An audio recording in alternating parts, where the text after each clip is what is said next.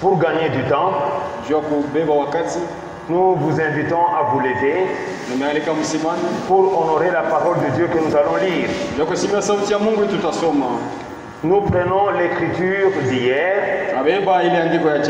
Nous sommes dans le livre du prophète Michée. Le chapitre 5, le premier verset. Je lis au nom du Seigneur Jésus-Christ. Et toi, Bethléem Ephrata,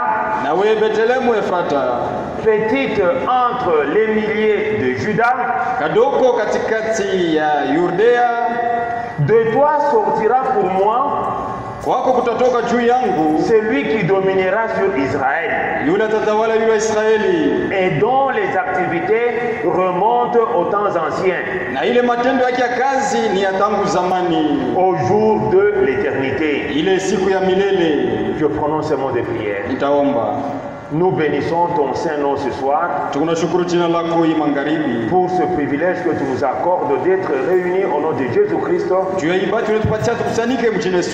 autour de ta parole dans ta maison. Merci Seigneur. Tu as été avec chacun de nous depuis le lever du soleil jusqu'à 7 heures. Nous nous attendons seulement à toi. Ne te souviens pas de nos fautes, ni de nos iniquités, ni de nos faiblesses quelconques. Puisses-tu nous regarder ce soir au travers de ce sacrifice que toi-même tu as pourvu pour nous au bois du Calvaire. Seigneur, merci. Nous venons de lire ta parole. Nous demandons que le Saint-Esprit puisse descendre en ces lieux et qu'il puisse interpréter cette parole de manière particulière. Accorde-moi le mot juste d'édification du corps de Christ. Bénis les oreilles qui entendront.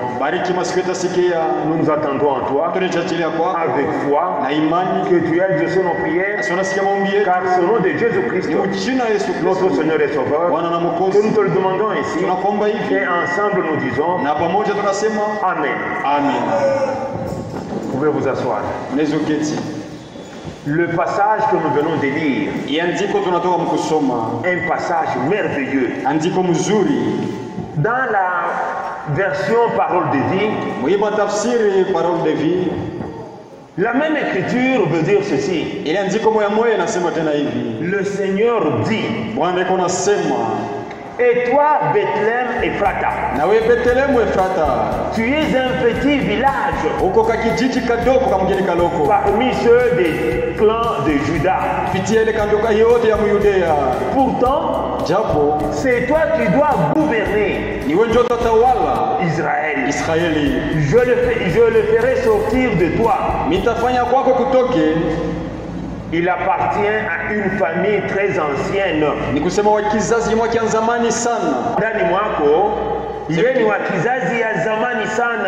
Il appartient à une tribu très ancienne.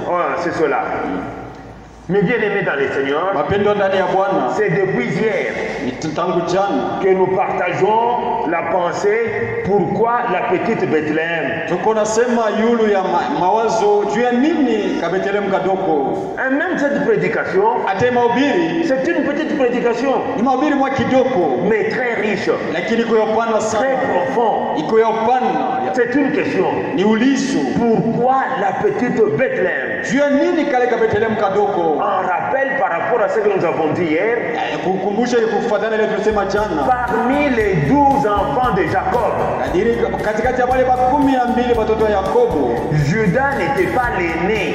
C'est ce que nous avons dit hier, et c'est ce que nous connaissons. Judas, d'après la parole de Dieu, il était parmi les enfants d'Israël, mais ce n'était pas lui l'aîné. Il occupait la quatrième position lakini alikuwa ni mtu wa nne parmi les 12 enfants de Jacob. katikati ya wale watoto 12 wa Et Yakobo. nous savons, Na tunajua de par la lecture de la Bible, kupitia somo ya Biblia il n'y a que l'aîné qui a le pouvoir d'héritage. mpaka ule mzaliwa wa kwanza ndio atarithi ufalme.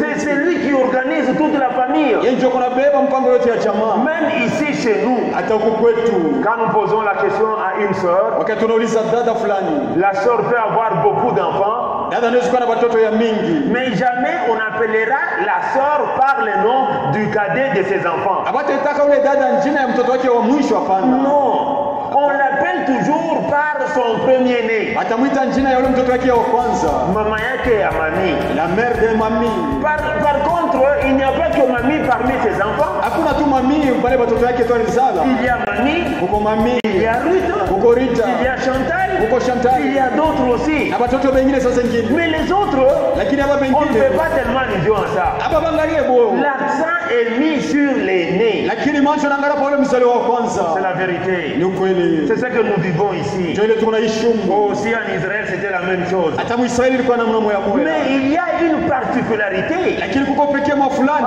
ce qui concerne Judas. ya ile mambo inaangalia Yuda. Pourquoi Dieu Juu ya nini a mis son regard sur Judas? macho yake yanaangalia yule ya Yuda? C'est vrai. Ni kweli. Les autres aussi, Hapa pengine lors du partage de la Palestine, wakati wanaanza kabula ile Palestine, chacun avait eu un territoire. kila mtu alipata sehemu Mais yake. il y a une particularité Lakini kuko pekee avec la tribu de Judas. na ile kabila ya Yuda. Et c'est ce que nous sommes en train de voir maintenant. Ndio ile tunaona hapa sasa. C'est vrai. Ni kweli. Judas, Yuda le quatrième fils de Jacob, ule mtoto wa nne wa Yakobo, par sa mère Léa. kupitia ule mama yake Lea. Vous voyez? Unaona? Vous connaissez l'histoire de Jacob. Unajua historia ya Yakobo? Jacob est né Rachel. Ni kusema Yakobo alipenda Racheli. Il aimait tellement Rachel. Alimpenda zaidi. Mais Dieu a rendu Rachel stérile. Lakini anamfanyia ule Racheli anakuwa tasa. Mais comme il y avait aussi Léa, Sa vile Lea alikuwa pale. par la manigance de son beau-père, Sa vile babake alimcheza mwakili. Léa est devenue aussi parmi les femmes de Jacob. Anakuwa naye mke wa Yakobo. Mais l'amour de Jacob Lakini mapendo ya Yakobo n'allait pas vers Léa. haikwenda kwa Lea. Dieu a rendu Léa très féconde. Ni kusema Lea anakuwa haiko na zala. Mais Rachel, qui était aimée de Jacob, ne mettait pas au monde. Lakini ule Racheli Yakobo alipenda siku zale. Jusqu'à un certain temps. Kufika wakati mwa fulani. C'est ainsi que Ndio kwa maana Léa a mis au monde 6 enfants. Lea anazala watoto 6. Quand nous lisons la Bible, Wakati tunasoma Biblia nous verrons, tutaona quand Rachel a vu que sa sœur mettait au monde, wakati Racheli anaosa dada yake kunazala, elle a pris une de ses servantes, alibeba mmoja wa kichakazi l'a wake donné à leur mari, à son mari. anampatia bwana yake. Et c'était une servante. Ilikuwa ni kichakazi, Et alors Jacob est allé avec elle. anaenda naye. C'était Bila. Ilikuwa ni Bila a mis au monde aussi. na bila anazala naye mtoto, Elle a mis au monde 2 enfants. anazala watoto 2. Et alors quand Léa a vu ça, Wakati Lea akaona vile, inapata double kubechana. c'est comme de la concurrence. Oui, oui. Elle aussi a pris une de ses servantes, Naye akabeba mmoja wa kichakazi a wake, donné encore à Jacob. anampatia naye Yakobo. C'était Zilpa. Ilikuwa ni Zilpa. Zilpa aussi, Zilpa na yeye Jacob pamoja na Yakobo a mis au monde 2 enfants. akazala pamoja watoto 2. C'était Gad et Aser. Ilikuwa ni Gadi na Aseri. C'est seulement après Ni kisha tu que Dieu s'est souvenu de Rachel. Mungu anakuja kumkumbuka tena C'est Racheli. ainsi que Rachel Ni vile Racheli mettra au monde 2 enfants. akazala watoto 2, Joseph ule Yusufu et Benjamin. na Benjamino. Donc parmi les enfants de Jacob, Katikati ya watoto wa Yakobo l'attention est mise ni kusema mkazo wanaweka sur Judas, yule ya Yuda, sur Joseph, yule ya Yusufu sur Benjamin. na Benjamino. Ça c'est Dieu. Ile ni Mungu. Ne posez pas la question pourquoi il a été ainsi. Msijiulize juu ya nini Mungu alitenda hivi. Dieu est souverain dans ce qu'il fait. Mungu yuko mkubwa mu vile vitu anafanya. Alors, revenons à Judas maintenant. Sasa turudie kwa Yuda.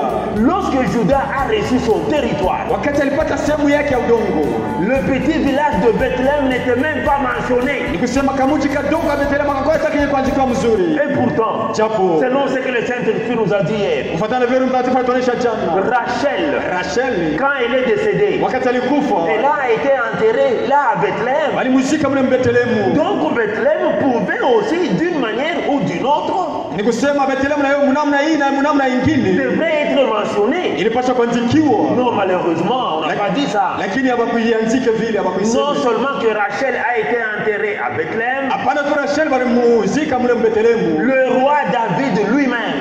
Mfalme Daudi yeye mwenyewe. Parmi les rois qui ont régné en Israël. Katikati ya wale wafalme watawala mu Yerusalemu. Celui qui est particulier. Ule wa kipekee. C'est le roi David. Ni mfalme Daudi. Parce que la Bible dit. Biblia inasema c'est le roi selon le cœur de Dieu. Ni mfalme alikuwa kufuatana na roho ya Mungu. David est né à Bethléem. Daudi alizaliwa Bethlehem. Comme Bethléem est devenu ainsi. Ça veut Bethlehem ilikuwa vile. On pouvait aussi citer Bethléem. Walipasha nayo kuitaya Bethlehem. Mais on l'a pas cité. Lakini hawakuitaye. Malgré tout cela. Hata ile yote. C'est vrai. Ni kweli. Le Seigneur Jésus-Christ. Bwana wetu Yesu Kristo. Quand nous lisons la Bible. Wakati tukisoma Biblia. La Bible témoigne. Biblia kunashuhudia. En disant que kusema ya kwamba le Seigneur Jésus-Christ. Bwana wetu Yesu Kristo. Il est de la descendance du roi David. Iko katikati ya uzao ya mfalme Daudi. Et remarquez aussi. Amuone mzuri. Jésus lui-même. Yesu yeye mwenyewe. Il est né aussi à Bethléem. Na yeye pia anazaliwa Bethlehem. Ce n'est pas au hasard. Haina kwa batiri kwa Mungu. Nous avons vu. Na tuliona tena.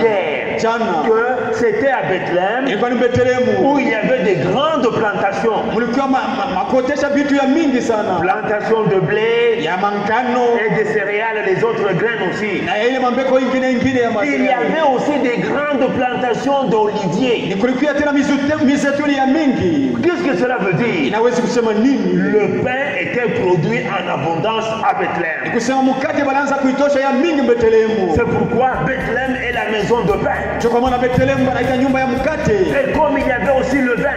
Na vile mulikuwa ya vinyo. C'était particulier. Ilikuwa ya kipekee. Souvenez-vous. Mukumbuke. Le vin. Vinyo. Et le pain. Na mkate. Ce sont des symboles de sacrifice. Ni kusema ni vionesho ya sadaka. Quand nous lisons la Bible. Wakati tunasoma Biblia. Quand nous sommes au livre de la Genèse. Wakati tukienda mkitabu ya Mwanzo. Le chapitre 14. Sura ya 14. Du 7e verset jusqu'au 20e. Mstari wa 17 mpaka na 12. Nous voyons Melchisedec. Utaona Melchisedek. Qui est le roi de Salem. Qui n'a pas d'origine. Il n'a pas de père. Il n'a pas de mère. C'est Melchisedec là. Est allé rencontrer Abraham. Lorsque Abraham revenait de la guerre. Abraham était victorieux. Sur des rois. Et alors, Melchisedec lui a apporté du pain et du vin parce que Abraham était vainqueur. Et nous avons dit aussi notre Seigneur Jésus-Christ, lorsqu'il a institué la Sainte Seine. La Sainte Seine c'est quoi? C'est le repas des vainqueurs. Quand il a institué ce repas des vainqueurs, les symboles qu'il a pris, c'était le pain et le vin qui typifie son corps et qui typifie le sang qui allait être versé. Vous voyez, lui-même le Seigneur Jésus-Christ, il est le pain. Non seulement le pain, mais le pain de vie. Non seulement le pain de vie, mais le pain descendu du ciel. C'est vrai. Alors nous avons dit hier que nous parlerons de Rahab. Qu'est-ce que Rahab vient faire dans cette histoire de Bethléem? Quand nous allons parler, vous comprendrez pourquoi Rahab. Qui était-elle? C'est vrai. La Bible dit Rahab était une prostituée. C'est vrai. C'est le témoignage de la Bible. Quand nous sommes dans le 1er Corinthiens, le chapitre 1er, lisons-le. C'est très important. 1er Corinthiens, le premier chapitre. Nous commençons au verset 27. Écoutez comment Dieu opère. Dieu diffère de toi et de moi. Au verset 27, il dit ceci. Mais Dieu a choisi les choses folles du monde lakini Mungu alichakula vitu vyenye kwa vya wazimu mbele ya dunia pour confondre les sages. juu ya kuvuruka wenye hekima. Dieu a choisi les choses faibles du monde Mungu alichakula vitu vikubizaifu vya dunia pour confondre les fortes. juu ya kuvuruka wenye nguvu sana. Et Dieu a choisi les choses viles du monde Na Mungu alichakula vile vitu vya bure vya dunia et celles qu'on méprise, na vile viko na dharau, celles qui ne sont point réduites en ayant, na kile akina tena faida moja à celles qui sont kwa vile viko hapo, afin que personne ne se glorifie devant Dieu. hivi mtu asipate kutukuza mbele ya Mungu. C'est l'histoire de Rahab. Ndio mambo ya historia ya Rahab. Quand on regarde la vie de Rahab, Wakati ukiangalia mambo ya maisha ya Rahab, humainement parlant, tukusema mtu nous en tant que les hommes, sabantu nous ne pouvons que nous moquer de Rahab. tunaweza kumchekelea Ou les Ndumba ou les... cette prostituée. Atakuwa kufanya nini hapa? Qu'est-ce qu'il va faire ici? Qu'est-ce qu'il peut apporter aux choses saintes de Dieu? Anazuleta vitu kani ku vitu vya vitakatifu vya Mungu. Maintenant, regardez. Sasa mwangalie. Dieu choisit une prostituée Mungu anachakula ile kahaba pour confondre notre sagesse. juu ya kuvuruka hekima yetu. C'est vrai. Ni kweli. C'est ça le témoignage même de la Bible. Njoo ushuhuda ushuhuda ya Biblia. Donc l'histoire de Rahab, Kusema historia ya Rahab c'est une histoire qui nous édifie. ni kusema ni historia kunetujenga. Quand vous la lisez attentivement, Wakati unasoma mzuri, vous allez découvrir une particularité de cette femme-là. utapata upekee mmoja ya ule mwanamke. De quoi Mara mingi les gens mènent une vie que eux-mêmes ne voulaient pas mener. bantu beko naishi maisha ile yeye hata asipende kuishi ile maisha. C'était aussi le cas de Rahab. Ilikuwa vile vile na Rahab. Elle s'est trouvée prostituée, Alijipata kwa ni kahaba. mais sans le vouloir, Lakini ashikupenda na roho yako. Anazofanya vile dans l'ignorance. ujinga de la parole de Dieu. Bila kujua neno ya Mais Mungu. lorsqu'elle a rencontré la lumière, Wakati alipatana na nuru, nous allons le voir, utaiona elle a changé, anabadilika, elle s'est convertie, elle anageuka, a pris une décision alibeba mpango afin de marcher selon la lumière. hivi ya kutembea katika nuru. C'est vrai. Ni kweli. Dieu, Mungu il regarde au cœur. iko naangalia ndani ya roho, Il regarde au cœur. iko naangalia ndani ya roho. Mais nous les humains, Lakini si watu, nous regardons à ce qui frappe l'œil. lakini tunaangalia vile macho unapiga. Et quand nous regardons ici, Wakati tunaangalia vile, nous faisons toujours de mauvais choix. na kuna chakula paka mbaya kila Et mara. quand nous regardons ici, Wakati tunaangalia vile, nous donnons toujours une mauvaise appréciation. na tuko machafuzi yetu haina paka ya mzuri. C'est pourquoi il y a une grande différence Ndio kwa maana kwa chanisho mkubwa entre Dieu et nous. katikati ya Mungu na sisi watu. C'est vrai. Ni kweli. Maintenant, Sasa quand Rahab, wakati Rahab pour la première fois, juu ya mara ya kwanza elle a été en contact avec les deux espions que Josué avait envoyés. alipatana na wale wapelelezi mbili wale Yoshua alitumaka. Ces deux espions-là Wale wapelelezi mbili sont entrés dans la maison de Rahab. waliingia ndani ya nyumba ya Rahab.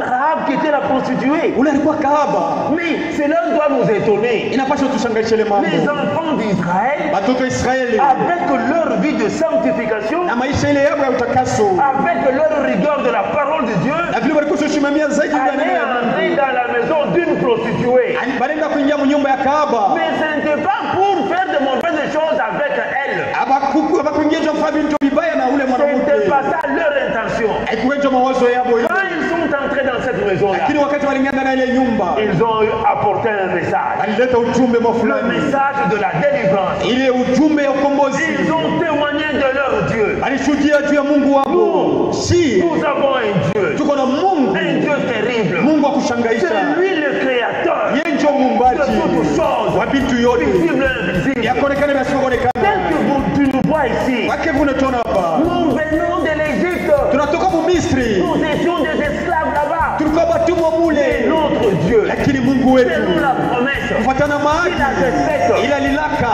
notre ancien père, kwa baba zetu wa qui est Abraham. Mwenye Ibrahimu Il avait dit, alisemaka il se souviendra de nous atatukumbukaka et lui-même viendra pour nous délivrer. na yeye mwenyewe atakuja juu C'est kutukomboa. Dieu-là, Ule Mungu il tient sa parole. anashika neno yake, anasimamia neno Ce yake. Dieu-là, Ule Mungu quand vous le priez, wakati unamwomba il exauce les prières. iko nasikia maombi. Cet cette femme-là, ule mwanamke écoutez, anaanza pa kusikia, écoutez attentivement. anaanza kusikia kwa kimya. C'était un beau message. Ilikuwa ni ujumbe mzuri. Quand il a écouté, Wakati alisikia en elle, ndani ya ule il y a eu mwanamke quelque chose. kulikuwa kitu Il fulani, y a eu une explosion. kulikuwa kupasuka. Elle a dit, Anasema, mais comment je peux être en contact avec ces dieux? je vile sikupatana na huyu Mungu. Et alors, ces deux prédicateurs-là, Wale mahubiri wawili, moi je les appelle les prédicateurs, mimi niko nawaita mahubiri, parce qu'ils ont apporté un message dans la maison de Rahab. wanaleta ujumbe fulani ndani ya nyumba ya Leur Rahabu. témoignage, Ushuhuda yao c'était un message ilikuwa ni de ujumbe délivrance. ya ukombozi. Ils ont dit à Rahab, Anamwonyesha Rahabu, nous allons revenir, asema tutarudia nous tena, allons détruire cette ville, tutaharibu hii mji, parce que c'est notre Dieu kwa maana ni qui Mungu nous wetu l'a donné. anachotupatia hiyo. Alors Rahab s'est dit à elle-même, Sasa Rahabu akasema ndani yake comment mwenyewe, vais-je échapper à ça? sasa nitaponyoka je kwa ile mambo? Tout enfant de Dieu Kila mtoto ya Mungu qui écoute la parole de Dieu, uliko nasikia neno ya il Mungu, y a quelque chose qui se passe dans son cœur. kuko kitu fulani kinapitikana ndani ya roho yake. Elle prend, cette personne-là prend la décision Ule mtu unabeba mpango de s'emboîter, de s'attacher à ce Dieu-là. ya kuambatana na ule Mungu. C'est ce que Rahab a fait. Ndio kile Rahabu alifanya. Après avoir écouté ce beau message, Kisha kusikia ule ujumbe mzuri, elle a dit, anasema avec ce Dieu, na huyu je Mungu ne peux pas le lâcher. sitamwachilia kamwe. Dans la vie de prostitution où je me retrouve, Mwi maisha kikaaba niko je napatikana, comprends que c'est lui qui va me délivrer. inaelewa mzuri, anasema ni huyu Mungu ndiye atanikomboa. Et alors, Na pale elle a caché ces deux prédicateurs, anaficha wale wahubiri wawili, ces deux espions-là, wapelelezi parce que wawili. le roi de cette ville-là Yule mfalme ile mkini voulait les tuer. alipenda baue wale watu. Alléluia. C'est lui qui est de Dieu. Ule kwa Mungu Il protège toujours ceux qui sont de Dieu. iko na kinga wale bili kwa Mungu. C'est ça la particularité. Ile ndio kipekee, C'est ce que Rahab a fait. ndio kile Rahabu alifanya. Alors ils sont restés là-bas. Alibakia pale, Maintenant, ils lui ont donné sasa wanampatia une promesse. malako. Tel que tu as agi envers nous, Sasa hivi unatenda hivi mbele yetu avec de meilleurs sentiments. na nia ya mzuri, Quand nous reviendrons, wakati ile tutarudiaka, mets seulement à la fenêtre ici weka tu kwa dirisha hapa, un fil de cramoisi. kusema nkamba moya ya mwekunda. Quand nous allons voir, Wakati tutaona et que ile, toi tu resteras dans cette maison, na wewe utabakia ndani ya hii nyumba, il n'y a rien de mauvais qui t'arrivera. kusema kuna kitu kibaya kimoja kitakufikia. Notre Dieu Mungu wetu te sera favorable. atakusaidia. Alléluia. Ma soeur, mon frère, Ndugu yangu na dada, ce Dieu en qui tu as placé toute ta foi, ule Mungu ulitumania na imani yako yote, c'est un Dieu aux promesses ni accomplies. ule Mungu wa malako ile kunatimizika. C'est vrai. Ni kweli, Même toi, hata tu weye peux témoigner unaweza de ce kushuhudia que Dieu a fait dans ta vie. kile Mungu anafanya ndani ya maisha yako, C'est par ta foi. ni kupitia imani yako. C'est vrai. Ni kweli, Si nous est donné ici kama imetupewa hapa de témoigner, cha kushuhudia, nous resterons ici tutabakia hapa des jours et des jours masiku na masiku sans prêcher, bila mais kuhubiri, écoutant les témoignages lakini tupo nasema de ushuhuda ce que Dieu a fait. kile Mungu alifanya, Ainsi l'honneur na hivyo heshima reviendra à notre Dieu. itamrudia Mungu wetu. C'est la vérité. Ni ukweli. Mais ce fil de cramoisi là, Ile zambara, ile kamba ya mwekunda ce n'est pas au hasard qu'on a mis ça à la fenêtre. inakuwa batili kwa bure, waliweka yule ya Et dirisha. même cette couleur là, Hata ile rangi ce n'est pas au hasard. haina kwa bure hivi. Ce fil Ile kamba voulait typifier le sang de Christ. ilianza kuonesha, ilikuwa ikionyesha damu ya Yesu Kristo. Le sang de Christ, Ile damu ya nous Kristo n'en avons pas honte. hatuna na haya Jusqu'à maintenant, kufika hapa sasa. n'eût été le sang, Kama ikukuye nous damu ne serions pas ici. hatupashe kuya C'est hapa. parce que le sang de Christ Ni juu ya damu ya Kristo a été versé à Golgotha ilimwangia huko que Golgotha nous sommes ici. na tuko hapa, Nous sommes sauvés tuko wenye kuokolewa par l'œuvre de la rédemption kupitia kazi ya ukombozi accomplie parfaitement au bois du Calvaire. ile ilitimizika kupitia Kalvario. Alléluia. Jésus n'est pas mort en vain. Yesu Kristo asikufe kwa bure, Par sa mort, kupitia lufu nous yake avons été réconciliés kusema tulipatanishwa avec Dieu. na Mungu. Sans la mort de Jésus, Bila lufu ya il Yesu n'y avait pas de moyen d'être réconcilié avec Dieu. akupasha kuya njia ya kupatanishwa, C'est pourquoi il est mort. ndio kwa maana alikufa, Et nous, na si nous n'avons pas honte hatuna na ile de aya cet ya évangile. hii Injili. Nous le proclamons publiquement Tunaitangaza fasi yote et fort. na nguvu yote, Non seulement l'évangile, hapa mpaka injili. Mais notre vie Na maisha yetu doit être l'évangile inapaswa kuwa qui injili. témoigne que Christ est vivant. Ya kuiko na shuhudia sema Kristo kwa Parce que mzima. nous croyons dans cette parole. Tu tunaamini ndani ya hii neno. C'est vrai. Ni kweli. Quand nous regardons ce que nous étions Wakati tunaangalia kile tulikuwa par hapa, rapport à ce que nous sommes aujourd'hui, kulinganisha kile tuko leo. c'est Dieu à l'œuvre. Ni Mungu ako tu mkazi. C'est vrai. Ni kweli. Alors ce fil-là, Ile nkamba placé à la fenêtre, ilikuwa kuwekewa de padirisha. telle sorte que tout le monde pouvait voir. Mtu yote alipasha kuiona. C'est pourquoi Ndio kwa maana Jésus-Christ au bord du calvaire, Yesu Kristo kumcha Kalvario. publiquement, Wazivi. tout le monde a vu Mtu yote alimwona ce que lui a fait. kile yalifanya. On n'avait pas caché ça. Hapa kuifiche ile kitu. Non. Hapana. Mon frère, ma soeur, Ndugu yangu na dada, prend la décision beba mpango de mener une vie digne de l'évangile upate kuishi maisha ile nastahili na qui injili. témoigne que Christ a fait quelque chose en toi.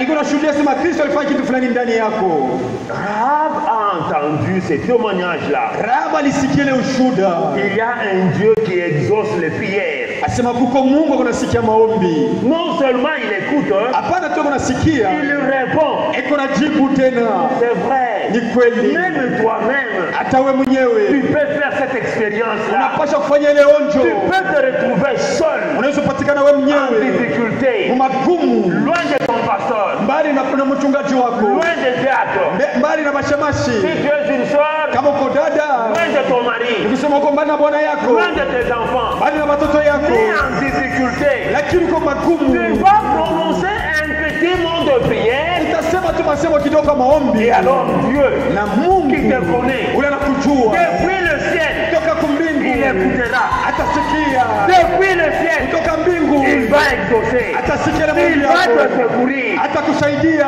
C'est la vérité. Ni ukweli. Nous avons un Dieu terrible. Tuko na Mungu wa kushangaisha. Notre Dieu n'est pas mort. Mungu wetu asina Il wakufa, est vivant. eko mzima Jusque maintenant, kufika na hapa sasa, il exauce nos prières. eko nasikia maombi yetu. C'est un Dieu de Ni miracles. Mungu wa miujiza, Ah, c'est merveilleux. iko mzuri, Un Dieu Ule qui Mungu. fait des miracles. eko nafanya miujiza. Alléluia. Ici, j'ouvre une parenthèse. Inafungua mlango kadogo. Moi, votre frère, Mie ndugu yenu, la gloire revient à notre Dieu. utukufu mrudie Mungu wetu. Des bandits étaient entrés chez moi à la maison Majambazi balingia kwangu kunyumba avec des machettes. na mamipanga, Balinipika mipanga maungo mzima. mota pete des épées partout, Je des n'étais manches, pas blessé. lakini mishukumiziwa na vilonda. Ma trace ilibakia. Il y avait des traces seulement. Ule anakuwa na bunduki Celui qui est venu avec l'arme, anasema huyu baba ni mai mai.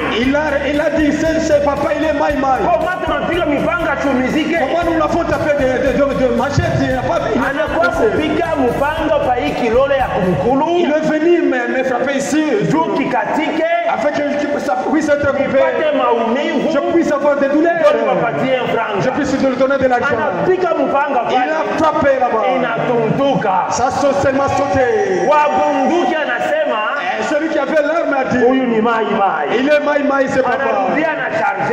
Il a chargé maï Juu maï, apige masashi. afin qu'il puisse tirer. Qu'est-ce qui s'est passé? Nini ilifanyika? J'ai vu la main de Dieu. Niliona mkono ya Mungu. Alléluia. J'ai vu la main de Dieu. Niliona mkono ya Mungu. Dieu est descendu. Mungu alishuka. Il les a confondus. Aliwavuruka.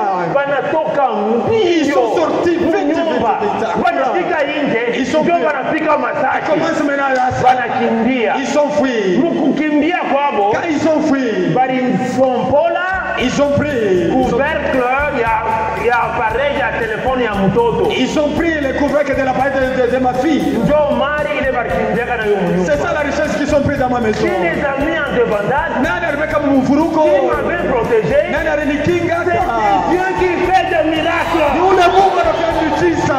C'est la vérité. Ni ukweli. Chacun de nous ici Kila mtu peut mmoja aussi témoigner anaweza de ce kushuhudia que Dieu a fait. kile Mungu Nous alifanya. avons un Dieu terrible. Tuko na Mungu wa kushangaisha machafu. Oh, c'est merveilleux. Iko ya mzuri.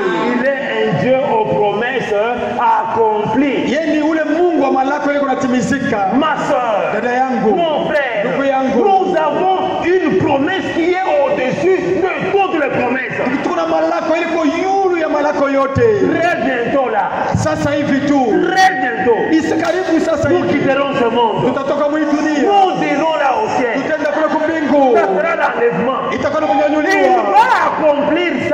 atatimiza ile. Parce qu'en Jean, Juu Yohana il dit anasema que votre cœur ne se trouble point. kama mioyo yenu isifadhaike, ishangaike. C'est vrai. Ni kweli. Il y a plusieurs demeures dans la maison de mon père. Uko makao mingi mnyumba ya baba yangu. Je vais vous préparer une place. Ndio nitarisha fasi. Quand je reviendrai, Wakati nitarudia je tena. vous prendrai. Itanibeba De itanichukua. telle sorte que Namna yote. là où je suis, Ile fasi niko. vous y soyez aussi. Kuya na wewe pia ile fasi. Quelle merveilleuse promesse. Ni malako gani mzuri ya Tout zamani. montre Yote kunaonesha. que bientôt là, Sasa hivi tu. le Seigneur vient. Bwana iko narudia. C'est vrai. Ni kweli. Les véritables croyants, Waaminifu wa kweli. ils sentent la venue du Seigneur. Beko nasikia harufu ya kurudi kwa Bwana. Alléluia. Amen. Iko sasa wakati wa kifwa. C'est comme le temps de la Kama sécheresse. wanasoma pori Si mbali, on vit la forêt très loin, utasikia harufu tu tu vas sentir seulement ya l'odeur. moto. Du feu Kule là. wanachoma pori. On a seulement brûlé le Utasikia feu. wanasema kule wanachoma pori. On te dira de ce côté on a brûlé le Na feu de forêt. unaangalia mawingu. Et tu vas regarder le Voilà, village. hiyo inaonekana. Ah, voilà, ça y est là. Nous les véritables chrétiens, Sio Bakristo wenye kweli. nous sentons Tunasikia ile harufu que le Seigneur, ya kwamba Bwana il est déjà en route. iko munjia. Alléluia. Il va accomplir sa promesse Atatimiza malako yake de nous prendre. ya kutubeba. Nous irons avec lui. Tutenda naye pamoja. C'est pourquoi toi, ma soeur, Wewe dada et yangu toi, mon na frère, wewe ndugu tu yangu, dois désirer unapaswa de kutamania demeurer dans la foi. ya kudumu ndani ya imani. Tu dois te battre Unapaswa kukombana de zaidi telle sorte que namna yote ya kusema quand lui il vient, wakati il atakuya te trouve dans la foi. akupate uko ndani ya imani. Alléluia.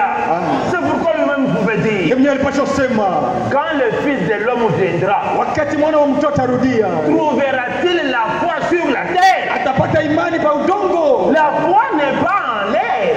Imani haina mumpepo hivi La foi est mwewa, dans des personnes. lakini imani iko ndani ya watu. Une autre façon de dire, Kusema msemo quand le Seigneur viendra, wakati Bwana atarudia, trouvera-t-il des croyants dans ce monde? atapata waaminifu ndani ya hii Qui dunia. est le croyant? Nani mwaminifu? C'est celui qui écoute cette parole. Ni yule kunasikia hii neno, C'est celui qui vit cette parole. yule kunaishi hii C'est neno, celui qui a pris la décision, yule alibeba mpango comme Rahab, kama Rahabu de s'attacher ya kuambatana à ce Seigneur. kwa Bwana. Alléluia. Amen. Rahab, Rahabu, une prostituée, Kaaba, une femme des nations, kusema mwanamke wa mataifa, mais elle a trouvé grâce lakini anapata neema par sa foi kupitia tu imani au yake, message qu'elle a entendu. kupitia ile ujumbe alisikia. Toi et moi, Wewe na nous mimi avons trouvé grâce tulipata neema devant le Seigneur mbele ya Bwana pour avoir accepté cette parole, juu ya kuitikia hii neno, pour avoir accepté le message du temps de la fin, juu ya kuitikia ujumbe ya wakati ya qui nous mwisho, prépare ili pour aller kunatutayarisha dans l'enlèvement. juu ya kwenda mkunyanyuliwa. C'est merveilleux. Iko ya mzuri,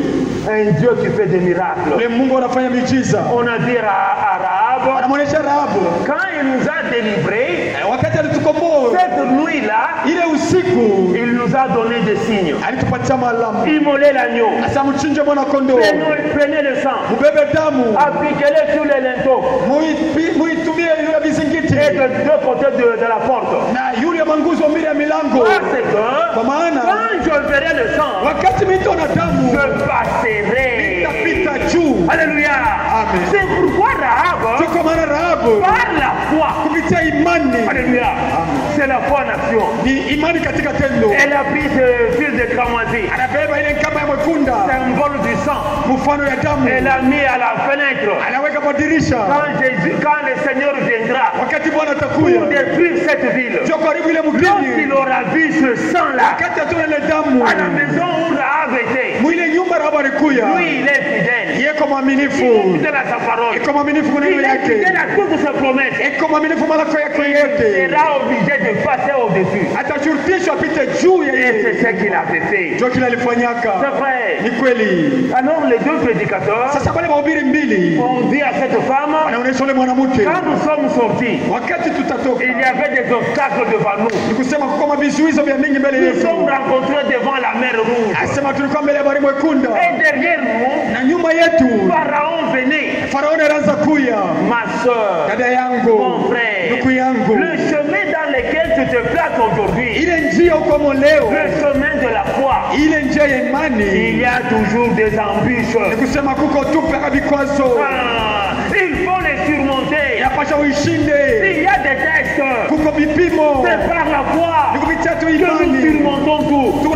Tunashinda yote. Quand il y a des maladies, Wakati kuna magonjwa. prie le Seigneur. Omba Bwana. Il est le médecin. Eko mganga. Il guérit. Eko natunza. Quand il y a des attaques, Wakati kuko mavita. invoque ses noms. Umwite. Lui-même a dit, Yeye alisema. quiconque invoquera le nom de l'Éternel Yoyote ataita jina la milele. sera sauvé. Ataokolewa. Lui-même a dit, Yeye alisema. invoque-moi. Unite. Invoque-moi. Unite. Je répondrai. Nitajibu. Lui-même a dit, Yeye alisema. recommande ton sort à l'Éternel. Ujulishe mambo yako kwa Bwana. Il agira. Atatenda. Et quand il agit, Wakati il anatenda. agit favorablement. Eko natenda tu mzuri. Alléluia. Rahab écoutait tout ça.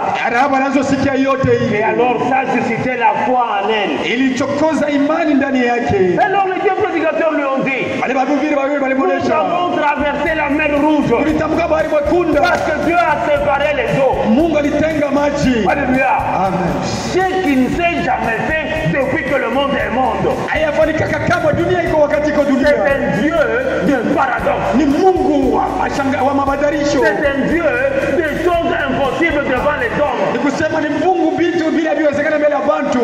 Bahari inapasuka.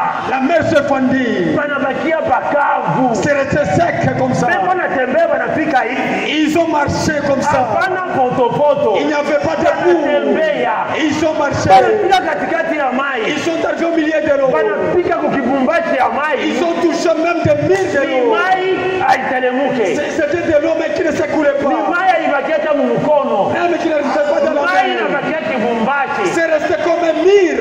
Je peux imaginer. Vile chukua zako. Kisamaki kinene Il est un poisson. kinakuya karibu hivi Ils sont kufrontiere.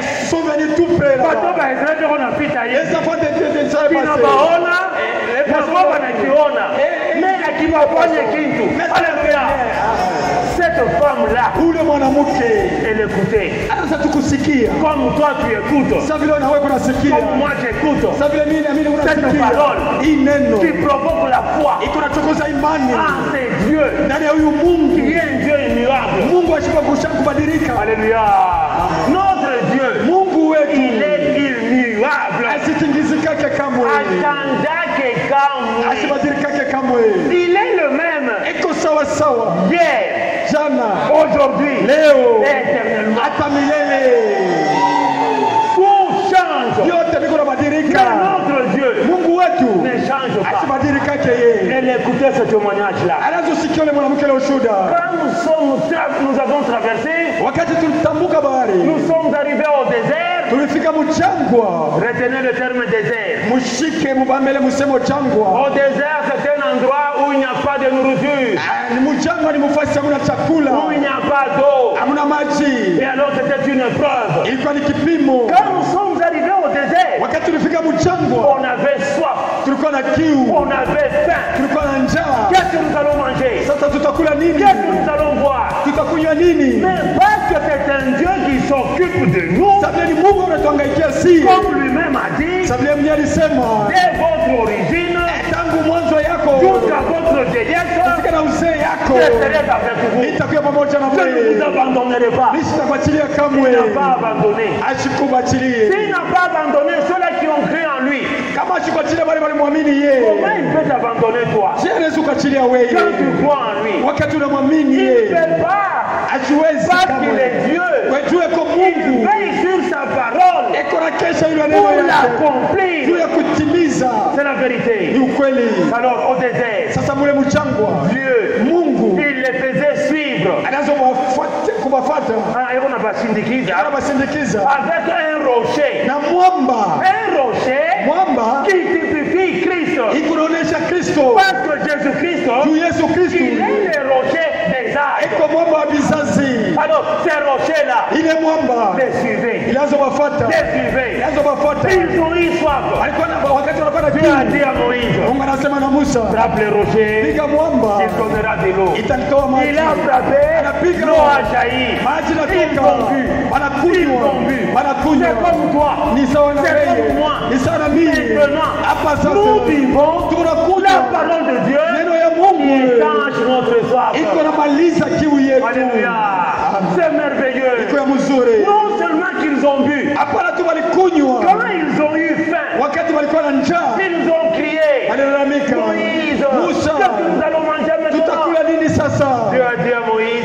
cha Musa. Il ne murmure pas. Ashinungunize. Non, il ne murmure pas. Bashiseme Il seme. reste calme. Abake kimya. Demain, Kesho. ils verront ce que moi je vais faire. Ataona kile vitafanya. Dieu a fait pleuvoir Mungu ananyeshesha de la nourriture chakula du ciel, ya kumbingu qui est la manne, yenye kuwa mani qui est le pain, yenye kuwa pour mkate les fortifier. cho kupatia nguvu Toi wewe et moi, na nous mimi mangeons la manne, tunakula mani la manne fraîche. ile mani Qui est la parole de mbichi Dieu. iko ya Voilà neno ya pourquoi Mungu. dans notre marche, Tuko na mwenendo nous yetu devenons plus forts, tunapia nguvu plus forts sana. encore. Nguvu tena Jusqu'au zaidi retour kufika na mkurudi de notre Seigneur. ya Bwana wetu. Elle a dit Alisema en elle-même, ndani yake mwenyewe, qui est ce Dieu? huyu ni Mungu kani? Mimi sikufanya nini Qu'est-ce que je nimpate? peux faire pour trouver ce Dieu? Alléluia. Amen. Il y a des conditions. Huku kwa makanuni, La fidélité, uaminifu, la foi, imani l'obéissance. na utiifu. Elle a dit, Na je anasema crois en ce Dieu-là. hasa mimi naamini ule Mungu Je ferai ce qu'il va demander. na nitafanya kile atalomba. Mais le fil de Kamazi, Mwekele nkamba ya makunda elle a mis anaweka un signe de témoignage mushuda du sang de Christ. ya damu ya Yesu. Et alors, Na pale quand l'armée israélienne est venue, wakati ile jeshi ya Israeli ilifika, Dieu s'est souvenu Mungu anakumbuka de sa parole. ya neno yake. Ma soeur, mon frère, Ndugu yangu na dada, notre Dieu, Mungu wetu il se souvient toujours. anakumbuka kila mara, Il se souvient toujours. iko nakumbuka kila mara. C'est pourquoi, Ndio kwa maana dans nos prières, maombi yetu ayons aussi l'habitude de dire, tukuwa na zoezi ya kusema, Seigneur, Bwana souviens-toi. ukumbuke, Souviens-toi. ukumbuke C'est ce que toi tu as dit. ya ile wewe ulisema. Tuanze kumkumbusha malako yake. Qu'on puisse le rappeler ses promesses, Tuanze kumkumbusha neno qu'on puisse lake. se rappeler sa parole. Tunakwenda nayo mbele yake. On vient avec devant lui. Ulisema hivi. Tu as dit ceci, Ulisema hivi. tu as dit ceci, Ulisema hivi. tu as dit Na cela. mimi nilitimiza. Moi j'ai agi. Wakati Mungu anaangalia, Quand Dieu regarde, ndio il a dit oui, ulitenda tu vile, as agi ainsi. Mungu anatenkaka. Dieu bouge à ce moment-là. Maana yake C'est-à-dire encore, nenda kupeluma et tu es allé t'accrocher kwa ya Mungu. sur les habits de Dieu. Ndio maombi yako. C'est ça ta prière. Mungu alisha kuikala. Dieu, il est assis. Nani anafanya vile? Il a fait bouger mes amis. Anaangalia Il a regardé. binti wake fulani, Et c'est sa fille ni qu'elle. mtoto yake fulani. Elle. Mungu anasema Et Dieu a dit, unahitaji nini? qu'est-ce que tu veux? Dieu donne. Mungu anakupatia. Alléluia. Amen. Un Dieu merveilleux. Mungu mzuri. Cela a provoqué la foi Ile inachokoza imani dans cette femme, ndani ya ule mwanamke Rahab, ule Rahabu qui a dit, anasema ninapona, je suis sauvé, ninapona tangu je suis leo. sauvé depuis aujourd'hui. C'est merveilleux ça. Vizuri sana Cette femme ule mwanamke typifie ikonaonyesha nous les nations, si abantu wa mataifa l'église des nations. kanisa ya taifa C'est ce que nous étions, ndio kile tukuyaka sans Dieu, bila Mungu sans espérance, bila tumaini sans droit de cité en Israël. bila halali ya mji ya Israeli. C'est Dieu Huyu Mungu d'Abraham, wa Ibrahimu, d'Isaac, wa Isaka, de Jacob, wa Yakobo, de notre Seigneur Jésus-Christ. wa Bwana wetu Yesu Kristu. Il est devenu notre Dieu Anakuya sasa Mungu wetu par la foi kupitia tu que imani nous avons ile tuko dans nayo ce que Jésus a fait. mwile Yesu alifanya. Alléluia. Amen. C'est pourquoi, Ndio kwa maana quand nous l'implorons, wakati tunamulilia il écoute. eko nasikia, Quand nous l'appelons, wakati tunamwita il vient. eko nakuya, Quand nous sommes dans le besoin, wakati tunamhitaji il nous secourt. eko natusaidia. Lui-même à l'œuvre. Yeye mwenye kwa mkazi. C'est la vérité. Ni kweli, Ah, ça c'est merveilleux. iko ya mzuri. Cette prédication-là Ile mahubiri a saisi le cœur ilishika roho de Rahab. ya Rahabu. Rahab a tremblé Rahabu alitetemeka devant la parole de Dieu. mbele ya neno ya Mungu, Devant la parole de Dieu. mbele ya neno ya Mungu. Le véritable enfant de Dieu. Watoto ya bakoli ya Mungu Il tremble. iko natetemeka. Mungu ananiona. Dieu m'a vu, Mungu ananizungumzia. Dieu m'a parlé. Nitafanya nini? Qu'est-ce que je dois faire? Mungu wangu. Mon Dieu, Niye huyu. voici Mpaka hivi niko. tel que je suis. Haleluya. Amen. Mbele ya Mungu Devant devant Dieu. hatujifiche On hapana. ne peut pas se cacher, non. Yeye alishakututambua Il yote. nous connaît en tout. C'est vrai. Ni kweli. C'est comme l'homme qui a fabriqué les caméras qu'on appelle les infrarouges. Ni ule sa ule mtu alitunga ile makamera banaita infrarouge. Ile makamera Ces caméras-là, yo ikalake na mujua au na bushiku yo inaonaka tu. ça voit partout. Hata usipoingiza Même si il y a des kama ile ténèbres, makamera ya infrarouge si on met des caméras là, kana yuakisha yo iko naona bien. ça filme partout. Kama mtu Si un homme, ule Mungu aliumba celui Dieu a créé, maisha yake iko mfupi, et sa vie est courte, anafua kila kitu kimoja kiko namsaidia. il a fabriqué quelque chose qui lui aide. Sasa huyu Mungu wetu Maintenant, notre Dieu, eko na kapasite ya je, il a peu de capacités. Comment atakosa kutambua maisha yako je, il va manquer de connaître ta vie? na ile unafanya mficho Même ce que tu fais dans des cache-cache, mbali ya kanisa, loin de l'église, mbali ya mchungaji, loin du pasteur, mbali ya bashemashi, loin des diacres, mbali ya bibi yako, loin de ta femme, mbali ya bwana yako, loin de ton mari, mbali tu ya inchi hivi. même loin de tous les Kule wewe hommes. uko nasema Là où tu te dis, hakuna mtu il ananiona, n'y a personne qui me voit. mais Dieu Mais lakini est Mungu au ciel, eko kumbingu, il te voit, eko nakona, il te voit, eko nakona, et il te connaît. na nakujua. Pourquoi nous, Ndio kwa maana si les chrétiens, Bakristo nous n'avons pas de vie privée? hatuna maisha kipekee. Nyana pas. Hainako. Si tuko wazi. Nous sommes ouvertes. Quand vous dites frère Benjamin, Wakati unasema ndugu Benjamin, ce que tu as dit kile ulisema n'est pas conforme à la parole de Dieu. akiambatana sauti ya Mungu, Regarde ce que la parole de Dieu dit. angalia kile neno ya Mungu inasema. Et que je regarde, Nami naangalia, c'est vrai, ni je kweli, m'humilie. mimi najinyenyekeza, mimi Je najishusha, mélange de ce que Dieu a dit. mimi naenda kule neno ya Mungu inasema.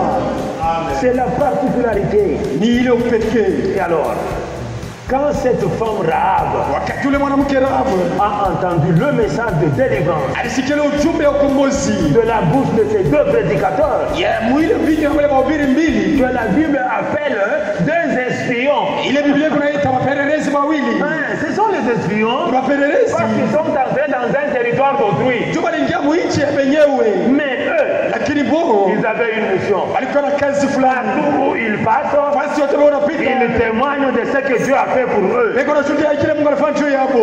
Frère, Ndugu, sœur, dada, un Dieu terrible. Mungu wa maajabu. Quand Dieu se met au devant de la scène, Wakati Mungu anataka mbele ya mambo, la Bible dit, Biblia nous kunasema n'avons pas le temps de tout lire. Hein. hatuna na wakati wa kusoma Nous yote, expliquons. tunafasiria Pour gagner du temps. juu ya kubeba wakati. La mer Bahari se retire. Ni kusema bahari nenda inachana, Mamilima inaanza kuruka unacheza. des montagnes commencent à se sauter, Inacheza. ça danse. C'est devant qui? Ni mbele ya nani? Le Créateur. Muumbaji. C'est ce Dieu que vous croyez. Ni ule Mungu na mimi, C'est ce Dieu qui est ni ici. ule Mungu ako hapa. Nous le sentons autour de nous maintenant. Tunamsikia kando kando yetu. Parce que lui-même a dit, Yeye mwenyewe alisema là où il y a deux ou trois, ile fasi kwa watu rassemblés à mon nom, wanakusanyika je mjini suis wangu, parmi eux. niko katikati yako. À quoi? Kupitia imani Il est avec nous. iko na sie, Ton problème là, mambo yako ile il connaît. anaijua, Ta difficulté là, hukumu yako il connaît. yeye Mungu anaijua. Même si ça a duré beaucoup de temps, Hata na kawia masiku ya mingi, Dieu veut Mungu anapenda weye ce soir hii tu magharibi puisses prendre la décision ubebe mpango, que tu lui dises, umuoneshe Seigneur, Bwana, j'en ai assez kunaisha hapa sasa, de kunaisha cette maladie, ya hii magonjwa, j'en ai assez inachoka de ces ya difficultés. hii magumu. C'est toi qui as dit. Ni Ouais, Joris. wengi wanasema Alléluia. C'est merveilleux. iko ya mzuri. Le cœur de Rahab a tremblé. Roho ya Rahabu inatetemeka, Elle a décidé anabeba mpango pour son salut. juu ya wokovu yake. C'est vrai. Ni kweli, Et elle avait mis.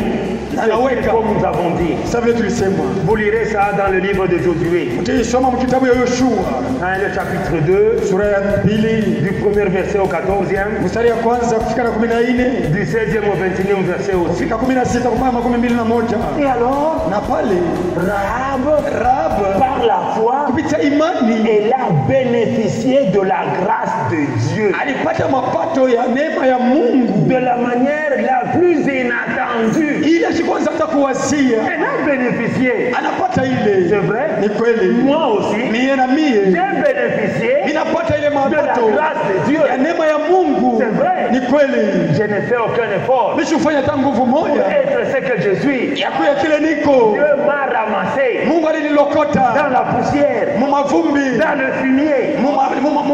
kumalabishi. Lui-même Ye mwenyewe s'est occupé de moi ananiangaikia en me lavant, mkuniosha en me lavant, mkuniosha en me sanctifiant. mkunitakasa. Et ce que je suis aujourd'hui Ya kile niko leo n'a rien de moi-même. hamuna hata kitu kimoja changu cha nguvu kile mimi nafanya. Ni kweli C'est la grâce. ni neema tu.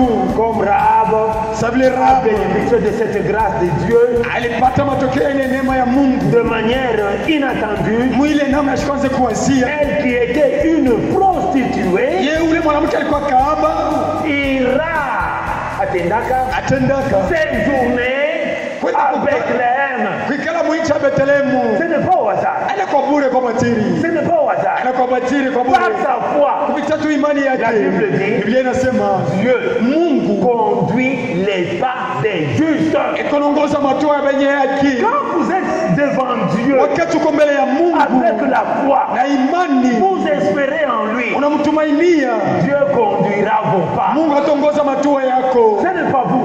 Haina wei. Dieu lui-même Ye Mungu ye mwenyewe anakupeleka huko, itakonduka comme ça. anakupeleka, Itakonduka anakuepusha hivi, anakuongoza hivi, itadirige comme na ça. anakufikisha. Il te fait arriver. Wewe moja Que toi-même hautachikia kitu. ne comprends rien. C'est la vérité. Kweli. C'est le témoignage Ni ushuda que notre bien-aimé, mpendo wetu le berger d'ici, mchungaji wa hapa, notre berger, mchungaji wetu a donné hier alileta hapa pour jana cette œuvre juu ya hii qui kazi se passe ici. ile kunafanyika hapa. Il n'y a rien de particulier de notre frère Daniel. Hamuna kitu cha ndugu yetu cha kipekee cha ndugu huyu Daniel. Hamuna nguvu yake ye Il n'y mtu. a pas sa force. C'est Dieu Ni Mungu qui utilise kunamtumia un vase. chombo tu. C'est la vérité. Ni ukweli. Nous avons un Dieu terrible. Hein? Tuna Mungu wa maajabu. Un Dieu terrible. Hein? Mungu wa maajabu. Un Dieu bon. Mungu mwema. Il est bon, Eko mwema. mais il est aussi sévère. Na eko mkali sana. Il est aussi sévère. Eko mkali sana. C'est la vérité. Ni ukweli. Et alors, Na pale Rahab, en trouvant la grâce devant Dieu, anapata neema mbele ya Mungu. Dieu conduira, Mungu akamongoza sasa. conduira un des fils d'Israël Akongoza mmoja wa watoto wa Israeli. vers Rahab, Rahab, un juif Muyuda qui tombe amoureux anamupenda d'une prostituée. ya ule kahaba. Ça, c'est du jamais vu. Hatuyaona kile mambo. Ça, c'est du jamais entendu. Hatuyaisikiaka kamwe. Une prostituée Kahaba reconnue publiquement, mwenye kujulikana na watu mais wote, avec la rigueur lakini na ile ukali des enfants d'Israël. ya watoto wa Israeli. Mais un certain capitaine, Lakini mkubwa wa askari il s'élève, anasimama, il regarde cette femme anaangalia yule mwanamke, et il l'aime. anampenda.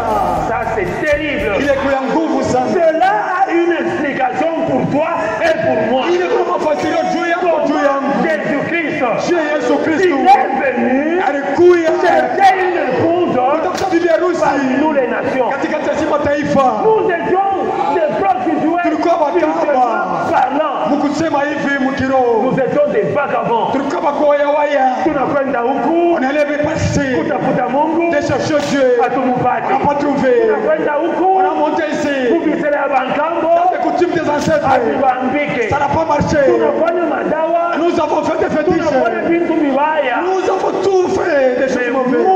Mais Dieu, Mtakatifu, le Dieu saint, muumbaji wa les mbingu, créateurs du ciel et de la terre, anatuangalia. il nous a regardés. Ninakuchakula Je t'ai choisi mpaka vile wiko, tel que tu es. ninakupokelea, Je t'accueille. ninakubeba. Je te prends. Bado kidogo Et bientôt, anakwenda kutuingisha mu makao. il va nous faire entrer dans les demeures. Alléluia.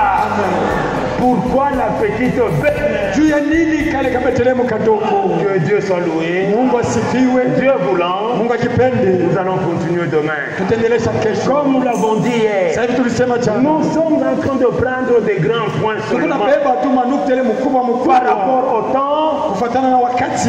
Si Dieu le veut, Kama Mungu akipende, il prendra le même message, atabebe ujumbe il moja moja, mettra sur le cœur ataweka de notre roho serviteur. ya mtumishi Il mwingine, viendra avec ça. atakuja na ile. L'essentiel, c'est de voir des types Niko na mifano pour comprendre juu ya ce qui kuelewa se passe. kile kinafanyika. Demain, Kesho Dieu voulant, Mungu akipende, nous verrons tutaona avec Akab et ce capitaine-là, qu'est-ce qu'il y a eu? C'est un type de mariage. Que le Seigneur nous bénisse.